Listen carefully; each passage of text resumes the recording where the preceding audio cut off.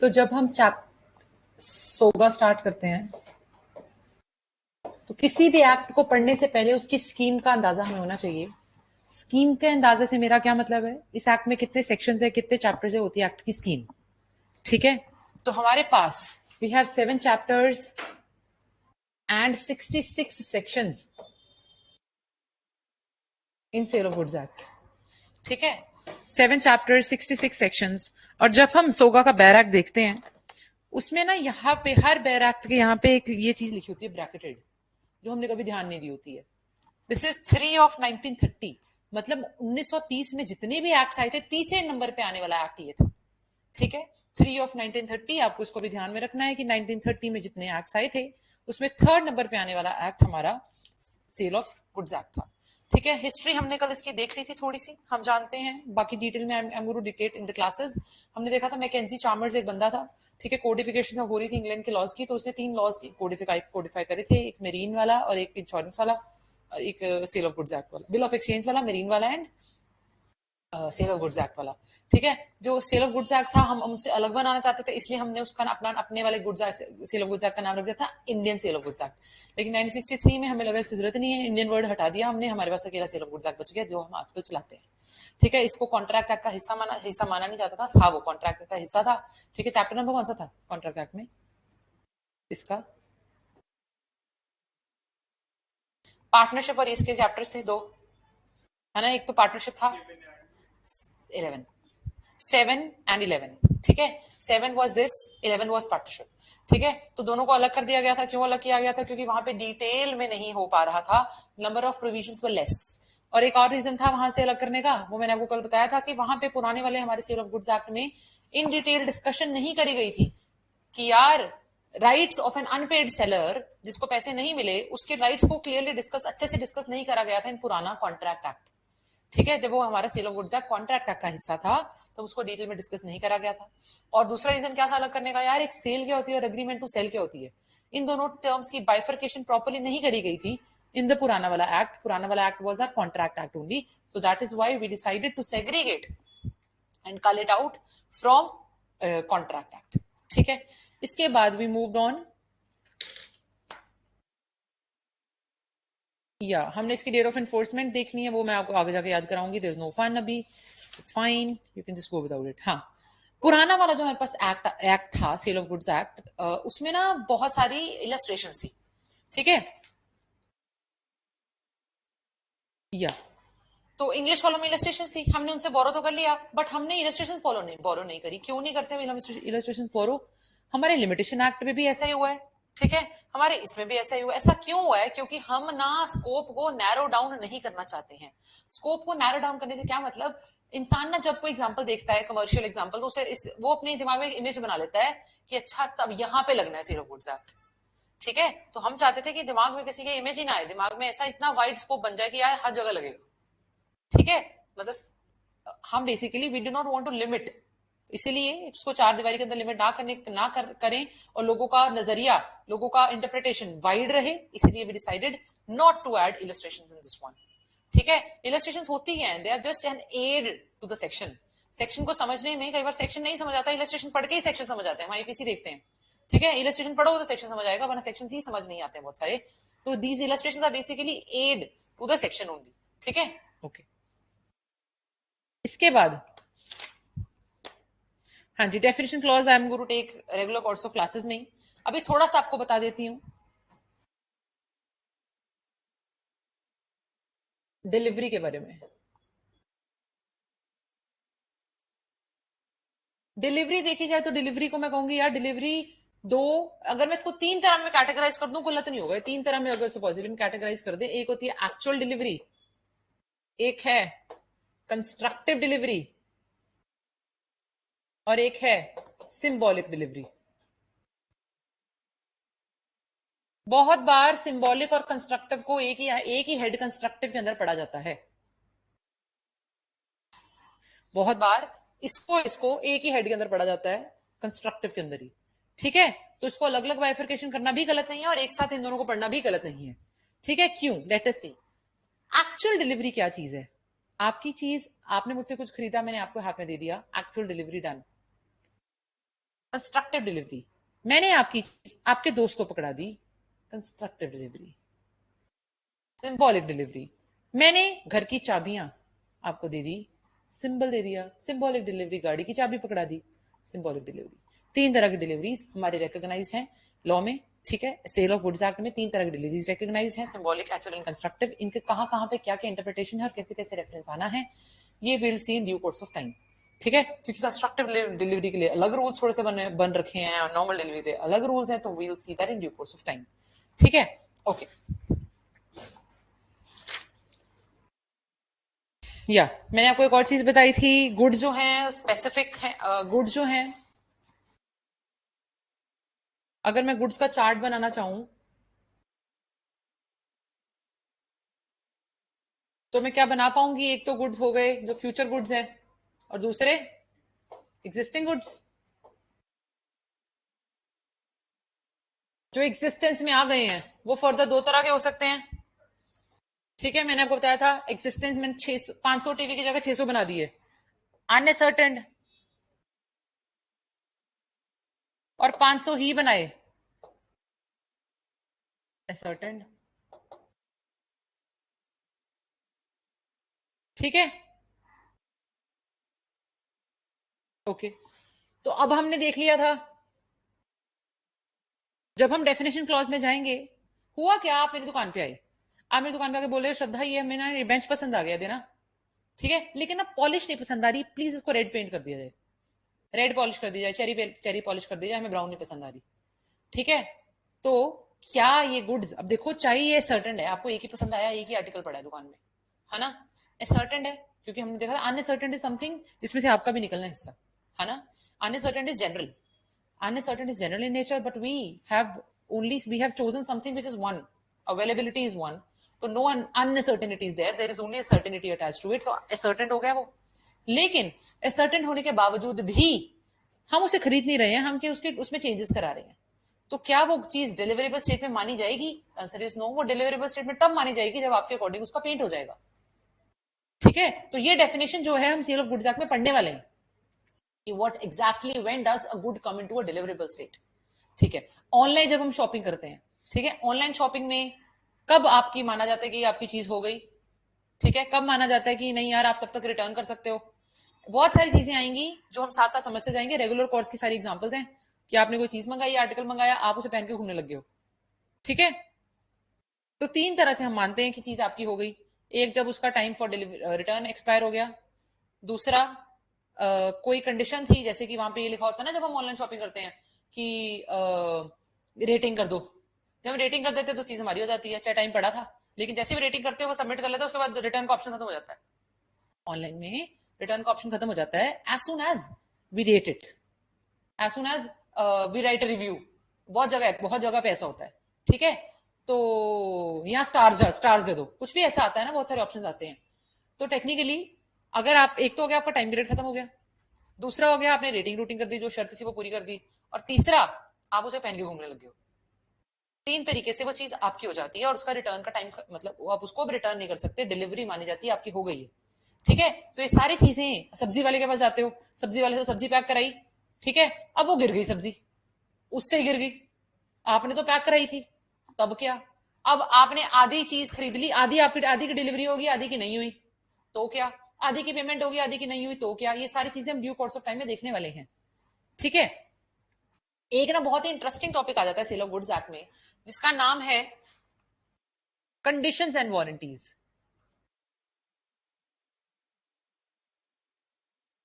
Conditions and warranties. Conditions and warranties किसको माना जाता है, कंडीशन एक ऐसी चीज है यार, देखो सीधी सी बात है, आपको मैंने बोला, मैंने सारी जिंदगी सपना देखा कि मुझे अपनी शादी पे सब्यसाची डालना है, ठीक है, मैंने अपनी सारी जिंदगी सपना देखा कि I am going to wear a Sabyasachi और Manish Malhotra on my wedding, ठीक है। और हुआ क्या, शादी की डेट आ गई, डिलीवरी होनी थी 1 फरवरी को, क्योंकि 3 फरवरी को शादी थी, हो सकता है 3 फरवरी को शादी थी, 1 फरवरी को डिलीवरी होनी थी, 1 फरवरी को डिलीवरी नहीं होती, डिलीवरी होती है 4 तारीख। तो कंडीशन बेसिकली एक ऐसी चीज है जो अगर ब्रीच हुई तो पूरे कॉन्ट्रैक्ट का बेड़ा गर्क हो जाता है, कंडीशन बेसिकली एक ऐसी चीज है, डिफाइंड है सेक्शन नंबर 12 में, ठीक है। एक ऐसी चीज है कंडीशन जो कहती है यार अगर आपने ये चीज पूरी ना करी तो I can repudiate the contract now. Now can Manish Malhotra convince me to purchase the lehenga? No, because my outfit का purpose is gone now. When the purpose is defeated, the contract is of no avail. So in that case, I can choose to repudiate the contract and claim damages from that person. I can repudiate the contract and claim damages. ठीक है। लेकिन warranty क्या चीज होती है? Warranty एक ऐसी चीज होती है यार, थी तो वो बड़ी इंपॉर्टेंट, बट आपने उसको हल्के में लिया, मतलब something which can be ignored. मैंने बोला supposedly along with that red lehenga please send me a purse also, a bag also to carry, ठीक है, जिसके बिना मेरा आराम से गुजारा था, ठीक है। तो टेक्निकली मैंने लहंगे के साथ बैग को इग्नोर करके लहंगा लहंगा एक्सेप्ट कर लिया। तो क्या तब मैंने क्या किया, तब मैंने उसको वारंटी की तरह लिया, something which is easy ignorable, easily ignorable, ठीक है। तो मैं उसको वारंटी की तरह ट्रीट करा। अब मैंने जब चीज को वारंटी की तरह ट्रीट कर लिया तो क्या मैं कॉन्ट्रैक्ट को रेप्यूडिएट कर सकती हूँ? नहीं कर सकती, क्योंकि मैंने तो चीज एक्सेप्ट कर ली है, ठीक है। आप देखो वारंटीज अलग तरह की होती है, कंडीशन अलग तरह की होती है, लेकिन एक कंडीशन को भी वारंटी की तरह एक्सेप्ट करा जा सकता है। हुआ कैसे कंडीशन? अभी मैंने आपको बताया 4 तारीख को लहंगा डिलीवर हुआ, कंडीशन ब्रीच हो गई है, ठीक है। लेकिन मैं क्या करती हूँ, मैं वो सोचती हूँ यार अगले महीने मेरे भाई की शादी है, तब डाल लूंगी, अब क्या करूं, रख लेती हूँ, मन नहीं है वापस करने का। तो मैं कंडीशन को भी एक वारंटी की तरह ट्रीट कर सकती हूँ। कंडीशन को कंडीशन की तरह करते हैं, ठीक है। पेपर में ना बहुत बार क्वेश्चन क्या आता है कि कंडीशन को वारंटी की तरह ट्रीट कर लिया आपने, कंडीशन को वारंटी बना लिया। आंसर इसका हमेशा ऐसे जाएगा कि कंडीशन कभी वारंटी बदल बनती नहीं है, कंडीशन सिर्फ अपनी शक्ल बदल लेती है, हम उसका ट्रीटमेंट बदल देते हैं रादर। कंडीशन कभी वारंटी नहीं बनती, कंडीशन का ट्रीटमेंट बदल जाता है। ट्रीटमेंट कैसे? अब जब मैंने वो लहंगा एक्सेप्ट कर लिया ये सोच के कि अगले महीने भाई की शादी में डाल लूंगी, ठीक है, तो मैंने क्या करा, तो मैंने उस कंडीशन को वारंटी की तरह ट्रीट करा। अब वारंटी की तरह मैंने ट्रीट कर लिया जब, तो हम जानते हैं कि ब्रीच ऑफ वारंटी के लिए आप कॉन्ट्रैक्ट को रेप्यूडिएट नहीं कर सकते हो, आप सिर्फ ब्रीच ऑफ कंडीशन के लिए ही कॉन्ट्रैक्ट को रेप्यूडिएट कर सकते हो, ठीक है। हमारे पास सेक्शन नंबर 14A, 15, 16 और 17, ये 4 सेक्शंस हैं जो कंडीशंस की बात करते हैं। कंडीशंस की बात करने वाले ये 4 सेक्शन हैं, ठीक है। और बाकी वारंटीज की बात करने वाले हमारे पास हैं section number 14B and 14C। ये बात करते हैं वारंटीज की, ठीक है। ओके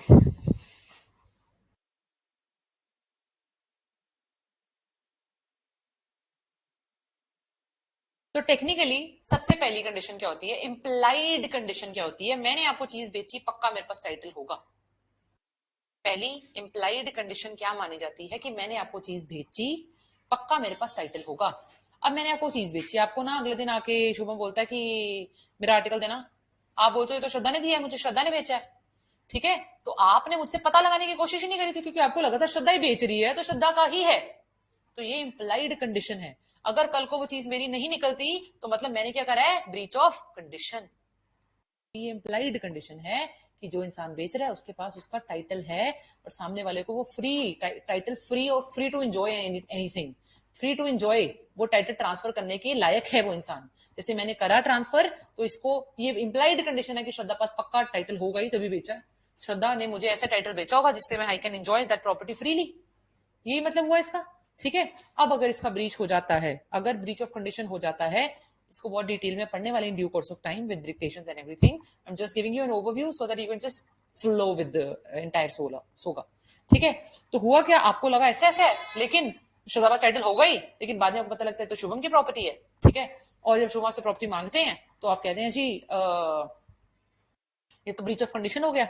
अब I want to like talk to Shraddha about, क्योंकि ब्रीच ऑफ कंडीशन हो गया, मैंने आपको पहले ही बताया था, तो यहां हम कॉन्ट्रैक्ट रिप्यूडिएट कर सकते हैं और डैमेजेस भी ले सकते हैं, ये बताया था। लेकिन आप देखो इस केस में बात इतनी आगे बढ़ चुकी है, सपोजिवली 1 महीना हो चुका है मैं यूज कर रही हूँ कब से प्रोडक्ट, ये यूज करा है कब से प्रोडक्ट, अब सपोजिवली रेप्यूटेशन की स्टेज ही जा चुकी है, विदाउट यूसेज ही वापस हो सकती है चीज, मैंने आपको कोई चीज बेचनी है, ठीक है, अब देखो मैं वो चीज यूज ही करी जा रही हूँ लगातार, और 1 महीने बाद कहती हूँ कपड़ा मैंने नहीं पहनना, तो तेरा तो है ही नहीं है, ये तो तूने मतलब ये तो शुभम का था, तो I have use that cloth now, I can only claim damages now, एक स्टेज पास हो चुकी है रेप्यूटेशन की, ठीक है, तो टेक्निकली ब्रीच ऑफ कंडीशन में दो चीजें हो सकती हैं, रेप्यूटेशन भी हो सकती है, डैमेजेस भी हो सकते हैं, लेकिन ऐसा भी हो सकता है कि रेप्यूटेशन की स्टेज पास हो जाए और सिर्फ और सिर्फ डैमेजेस की बच जाए, यहां तक ठीक है, ठीक है, अब बारी आ जाती है सेकंड, ये तो हो गया 14A, अब बारी आ जाती है 15 की, 15 के बात करता है, 15 बात करता है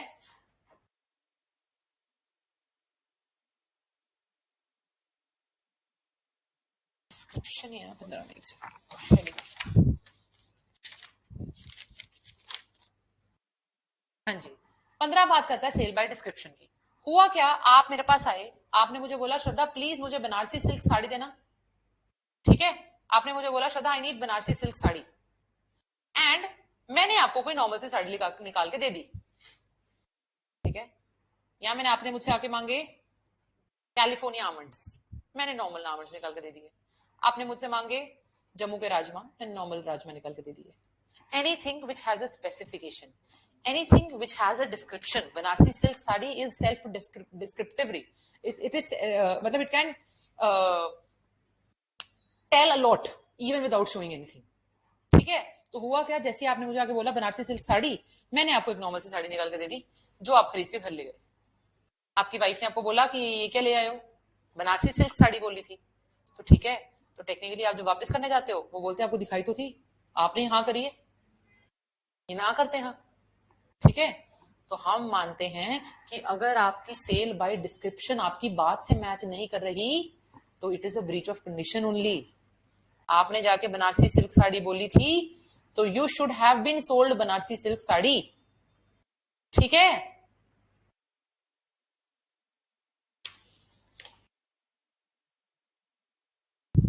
देखो section 15, where there is a contract for the sale of goods by description there is an implied condition that the goods shall correspond with the description, एक इम्प्लाइड कंडीशन है कि गुड्स जो मैंने बोला वही होंगे, वही आएंगे, ठीक है, and if the sale is by sample as well as by description, अब इसमें 15 में एक और चीज आ जाती है, sample plus description, description clear है, हाँ जी, डिस्क्रिप्शन क्लियर है, सैंपल प्लस डिस्क्रिप्शन क्या हुआ, आप मेरे साथ बल्क में 20 साड़ी लेने आए हो, आपने मुझे आके बोला बनारसी सिल्क साड़ी दिखाना, मैंने आपको बोला सैंपल देखो पसंद है, आपने बोला हाँ, मैंने बोला 20 निकाल दो, 20 निकाल ली और आप ले गए, घर जाकर पता लगा कि इसमें ये तो बनारसी सिल्क है ही नहीं, आप वापस आए, आपने दुकानदार को बोला कि बनारसी सिल्क साड़ी नहीं है, उन्होंने बोला मैंने को सैंपल दिखाया था, आप सैंपल के बेसिस पे 20 साड़ियां निकलवा के लेकर गए हो, ठीक है, तो दिस इज मतलब ये कोई इन कंडीशन नहीं है, तो लॉ बोलता है कि यार चाहे आपको सैंपल भी दिखाया गया हो, आपका प्रोडक्ट आपकी अगर डिस्क्रिप्शन से मैच नहीं ना कर रहा तो वो ब्रीच ऑफ कंडीशन ही है, चाहे आपको सैंपल दिखाया गया था बट आपका product should match with the description also, अगर वो डिस्क्रिप्शन से मैच नहीं कर रहा तो it is a breach of condition only, ठीक है, नेक्स्ट, नेक्स्ट सेक्शन 16 हमारे पास आ जाता है केवीएट एम्प्टर, केवीएट एम्प्टर हमने बहुत बार सुना होता है, चेतन सुना है कभी आपने केवीएट एम्प्टर, हाँ जी, let the buyer beware, let the buyer B where,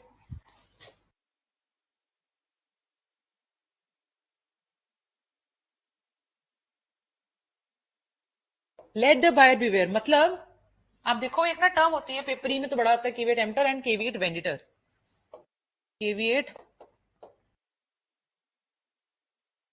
वेंडिटर, let the seller beware, कहीं लिखी नहीं हुई है बट पेपर में आ जाती है, ठीक है, अब caveat emptor caveat venditor, let the buyer beware, let the seller beware, अब सवाल क्या आ जाता है, सेक्शन 16 जो है वो बोलता है, आप सेक्शन 16 जब देखते हो सेक्शन 16 की पहली लाइन है subject to the provisions of this act and any other law for the time being in force, there is no implied warranty or condition as to the quality or fitness for any particular purpose of any good supplies under contract, ठीक है। General rule क्या है कि किसी की quality का सरदर्दी किसी की नहीं है, ठीक है। You are responsible for whatever you are purchasing, let the buyer beware. इस प्रिंसिपल को जनरल रूल माना जाता है, इस प्रिंसिपल को फॉलो किया जाता है कि this is general rule that the person who is purchasing must know what he is actually purchasing, but there are certain exceptions to it. Certain exceptions, 3 exception है इसकी। पहली एक्सेप्शन क्या है? पहली एक्सेप्शन है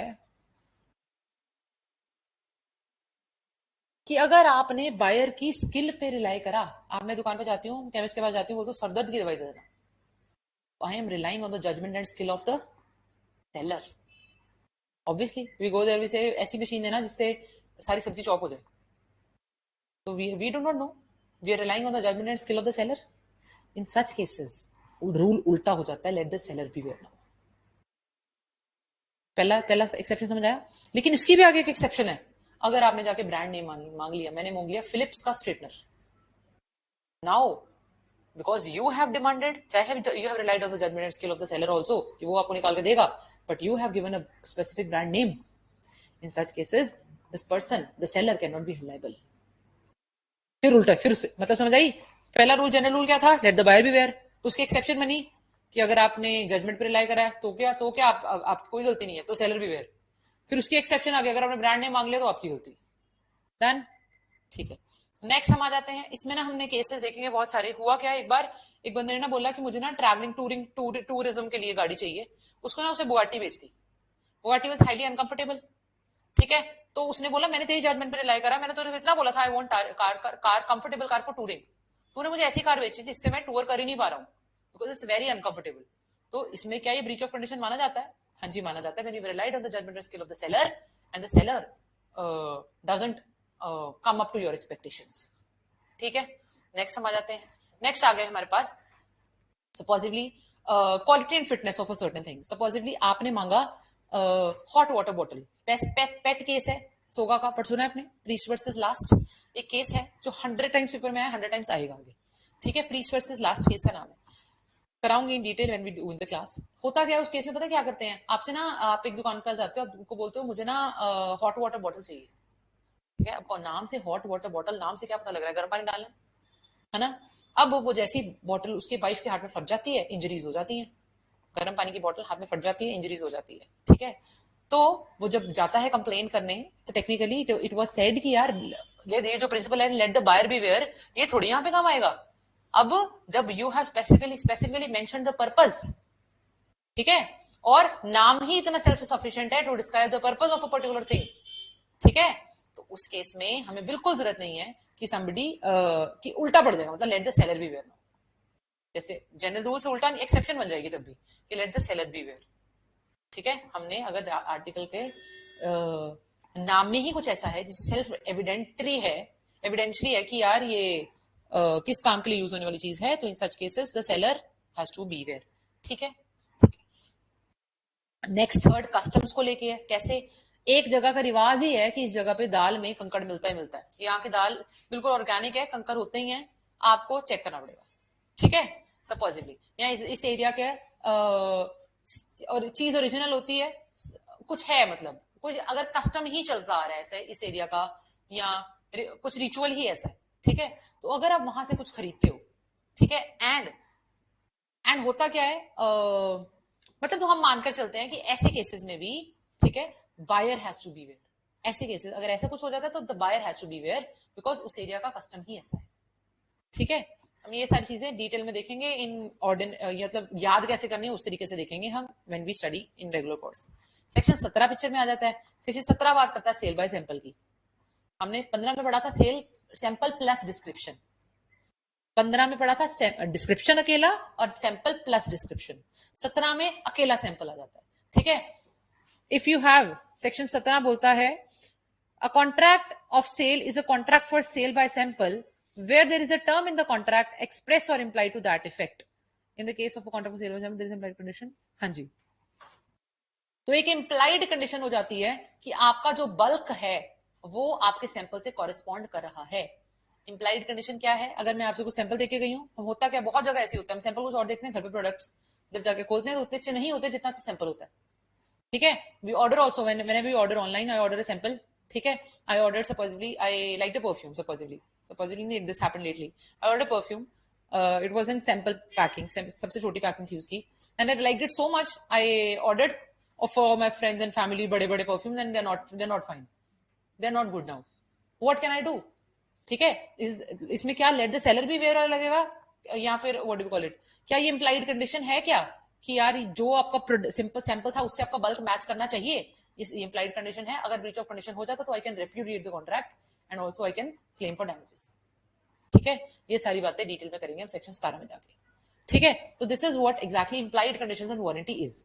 ठीक है, अब बात आ जाती है कि यार कुछ बहुत सारे प्रिंसिपल्स, कुछ नहीं काफी सारे प्रिंसिपल्स को हाईलाइट करा गया है, जैसे कि सेक्शन नंबर 26 में एक नया प्रिंसिपल उठ के आता है, res perit domino. Res perit domino section 26 का प्रिंसिपल है, प्री में बहुत बार पूछा जाता है, सेक्शन 26 में कौन सा प्रिंसिपल हाईलाइट किया गया? इसका मतलब होता है risk passes with the ownership. ठीक है, जिसकी ओनरशिप उसका रिस्क, तो जिस टाइम जिस प्रॉपर्टी की ओनरशिप जिसके पास है, अगर उस प्रॉपर्टी को कुछ हो जाता है तो रिस्क को कौन उठाएगा, ये सारी चीजें हम डिस्कस करते हैं सेक्शन नंबर 26 में जाके। ठीक है, ठीक है, इसके बाद हमारे पास नेक्स्ट एक और प्रिंसिपल उठ के आता है सेक्शन नंबर 27 का। सेक्शन नंबर 27 का प्रिंसिपल निकल के आता है, nemo dat quod non habet. ठीक है, nemo dat quod non habet, no one can transfer a better title than he himself has. No one can transfer a better title than he himself has.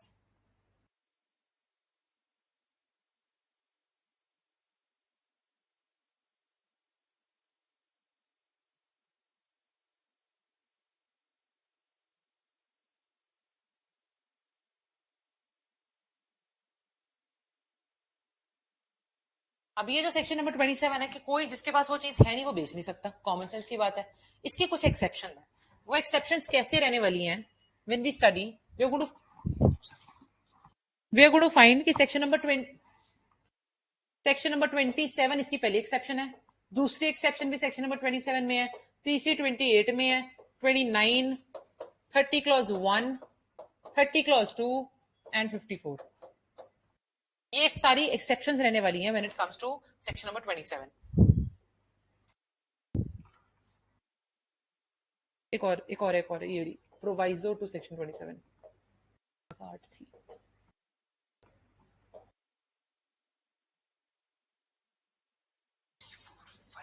आठ, हाँ ठीक है, proviso to section number 27, section 27, 27, 28, 29, 31, 32, 34, 54। ठीक है, let us see how, let us take a glimpse. 26 और 27 का glimpse एक बार barrack से लेकर आते हैं।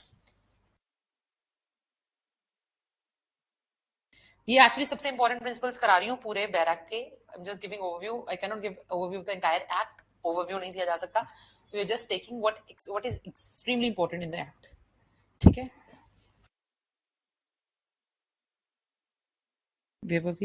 ओके, ठीक है।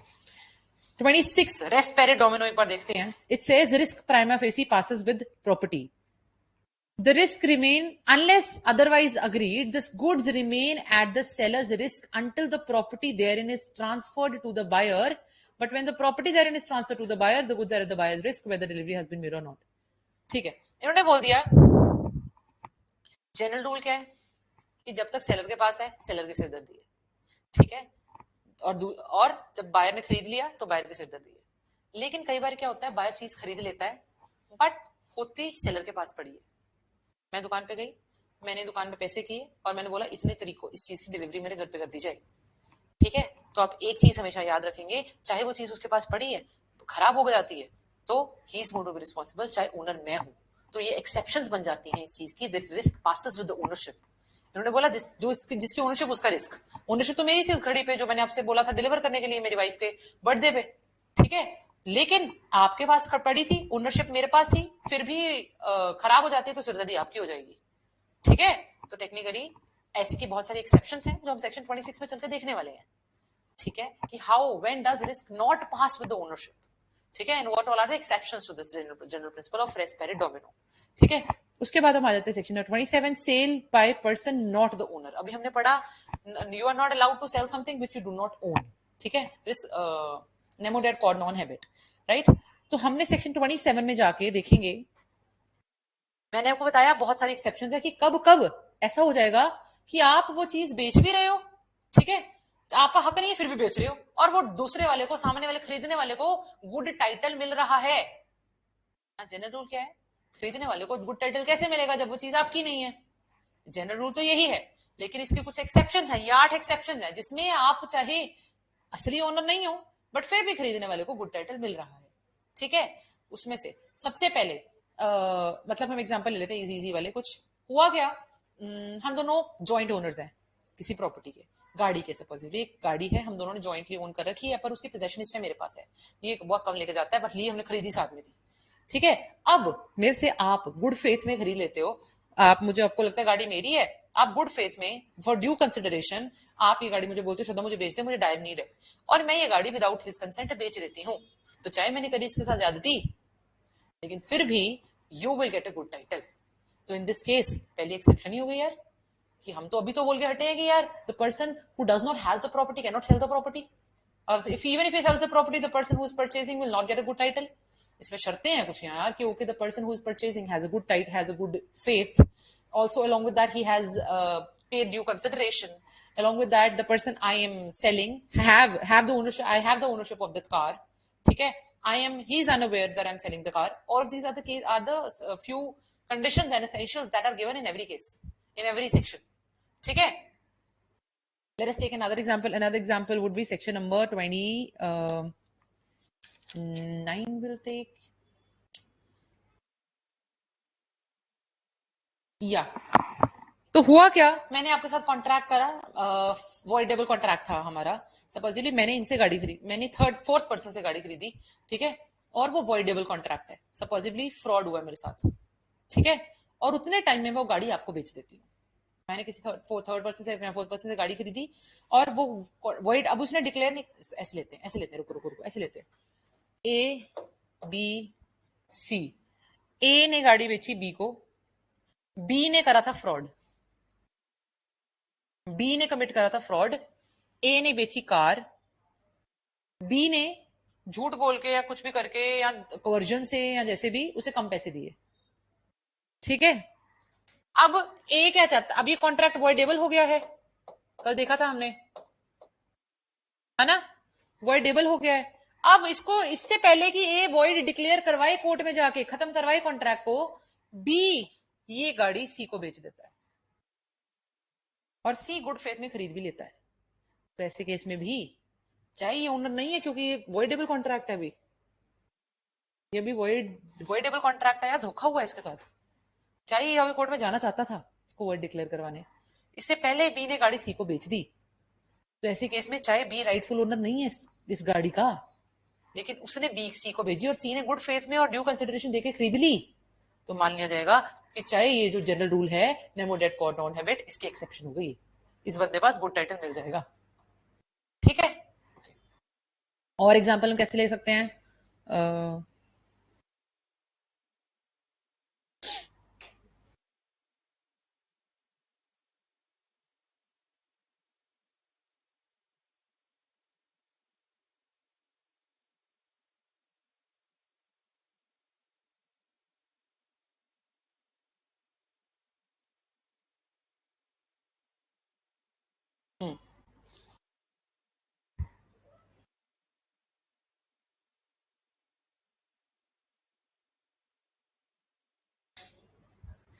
अब और क्या होता है, मैंने आपको आपकी दुकान से घड़ी खरीदी, बट खरीद के घर नहीं लाई, अब आपके कैटलॉग में वो घड़ी पड़ी है, ठीक है, आपकी शोकेस में वो घड़ी पड़ी है, ठीक है, कोई और बंदा आता है गुड फेस में आता है, उसको नहीं पता कि घड़ी बिक चुकी है, वो आता है वो घड़ी खरीद के ले जाता है, ठीक है।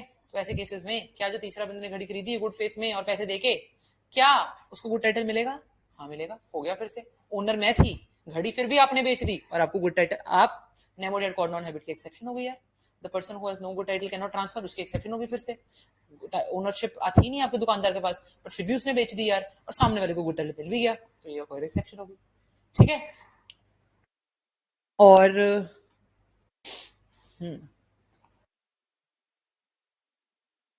बायर,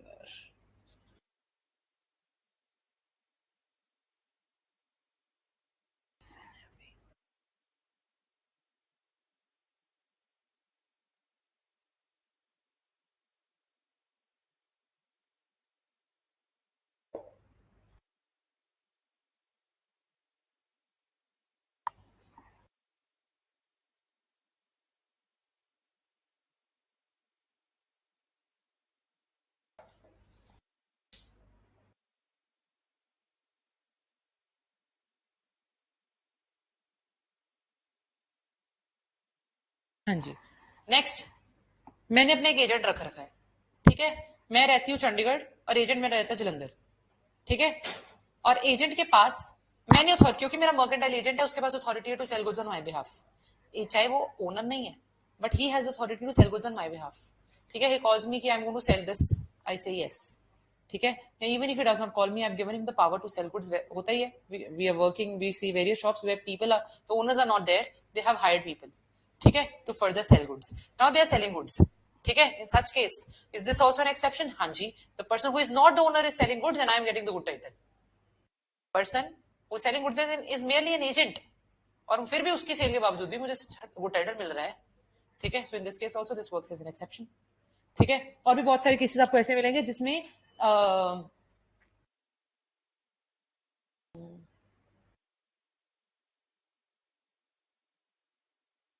बायर, ओके, हुआ क्या, और कैसे cases, okay will do that in due course यार, एग्जांपल एक एक बैरा के साथ रीड करके एग्जांपल्स फ्रेम करके विल डू, अभी के लिए I brief idea, you have an idea now क्या क्या एक्सेप्शंस हो सकते हैं, किस किस केसेस में एक्सेप्शंस हो सकते हैं, दिस प्रिंसिपल ऑफ नेमोरेट कॉर्डनल हैबिट, ठीक है। नेक्स्ट हम एक और चीज पे चलते हैं, एक और चीज पे जो हम चलते हैं वो आ जाती है हमारी section number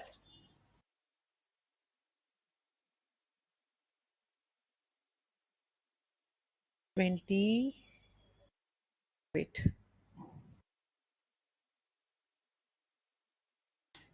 so difficult to pick and choose की डिटेल में क्या कराना है क्या नहीं कराना, okay will do unpaid seller, will see unpaid seller, ठीक है, बिकॉज होता क्या है नॉर्मली एक एक लेक्चर में एक एक चीज को it takes lot of time, एक एक चीज कराने में ही एक एक लेक्चर निकल जाता है, एक एक वर्ड को समझाने में पूरा पूरा लेक्चर निकल जाता है, because we are writing also side by side and everything, and it's really difficult कि मैं आपको ऊपर ऊपर सारा ओवरव्यू दे पाऊँ, I was highly sceptical also for the conduction of the class, ठीक है, तो सब कि कल स्टार्ट हो रहा है, कल डिटेल में स्टार्ट हो जाएगा, सब कुछ हो जाएगा कल, ठीक है, सो या I see I and the class in next 15 minutes, and कल से एक एक वर्ड पे स्टार्टिंग से शुरू करेंगे, लिखना स्टार्ट करेंगे, इन डिटेल हो जाएगा, ठीक है, ओके, तब तक हम क्या करते हैं,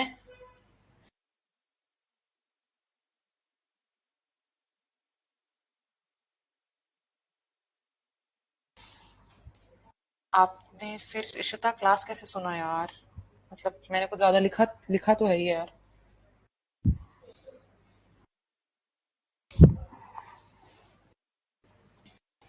okay,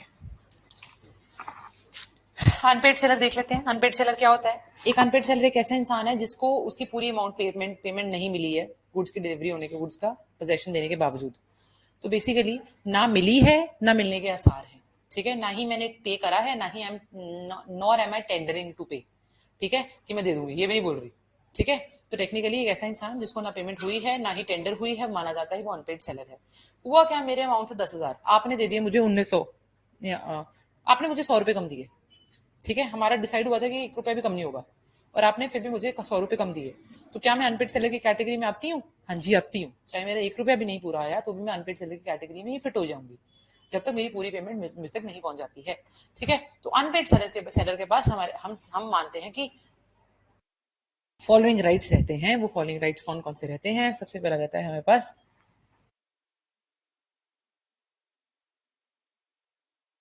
right of lien, stoppage in transit,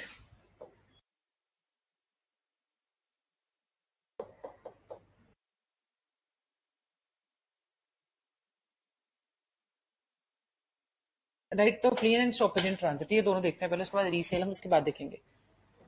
तो लियन का मतलब क्या होता है? लियन का मतलब होता है रिटेन करके रखना।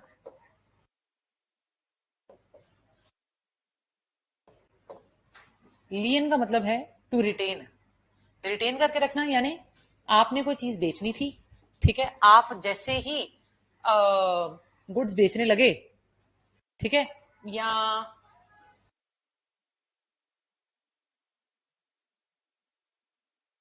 ऐसे एग्जांपल इसका, वेट। हम्म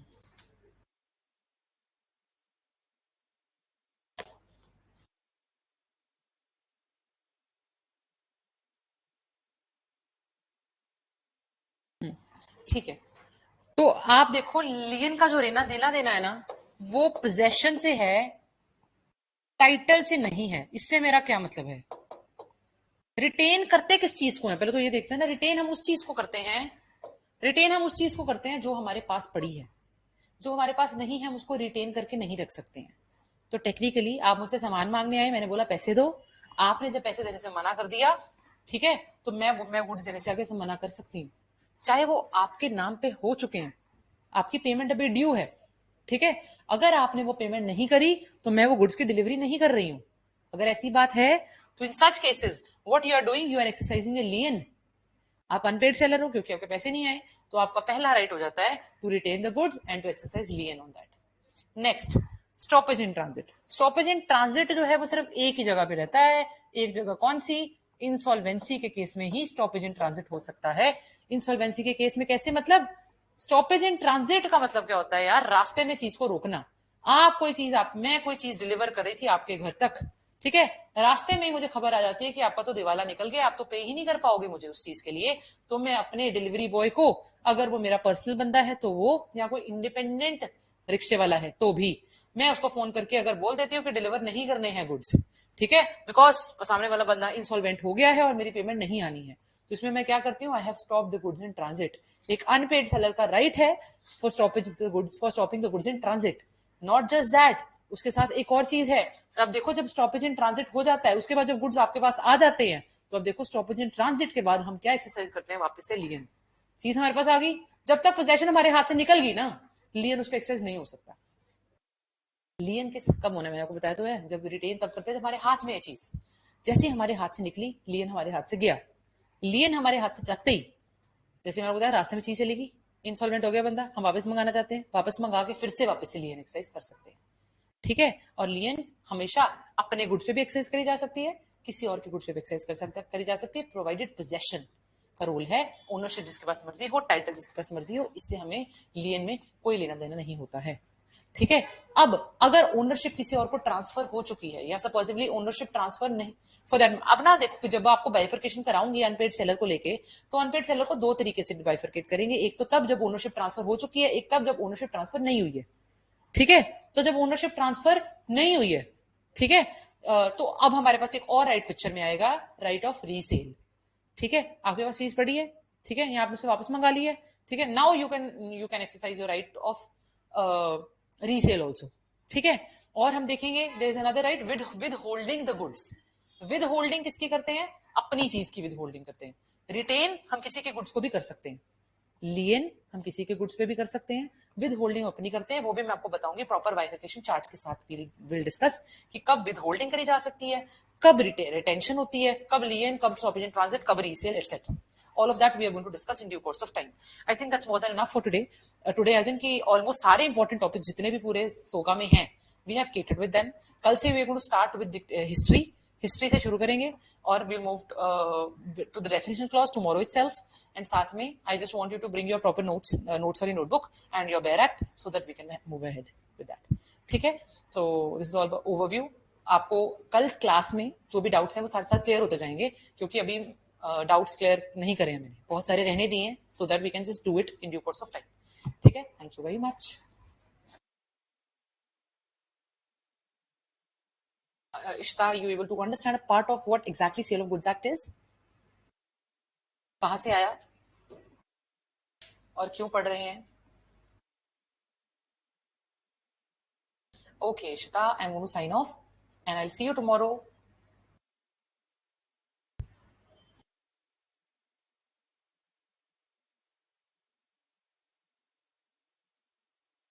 ओके बाय।